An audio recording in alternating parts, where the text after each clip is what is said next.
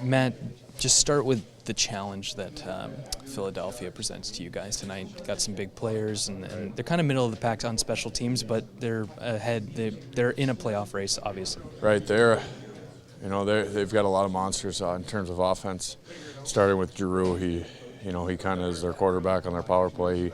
All the offense seems to run through him, and then there's a lot of contributors that go with him. Simmons and Shen and Justin Voracek, just to name a few, and then they got Gottesberger back on the back end. So we've got a tough opponent tonight, and when you talk about special teams, they've been climbing the ladder as of late. Though they're not staying stagnant in the bottom of the group. They keep climbing and getting better. When we talk about the acquisitions that were made at the deadline for the Oilers, the emphasis on getting bigger, more experience. You're on a line with Adam Cracknell.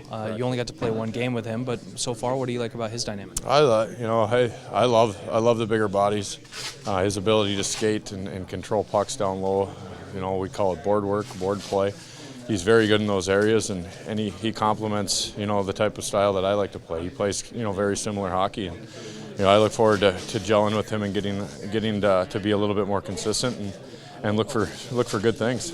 You love the big bodies. Well, you got a fresh one on the ice today for the first time in Patrick Maroon. What are you expecting to see from him? What did you see from him when he stepped on the ice for the first time? Well, first, like you said, he has a big body. I've played a lot of hockey against him, and he's a competitor. He plays a big man's game. He's as good as anyone at controlling the puck behind the net, holding on to pucks, getting pucks to the net, being that that big horse that can just pile through players. So I know how hard it is to defend him, especially when he gets thrown on the power play there in front of the net.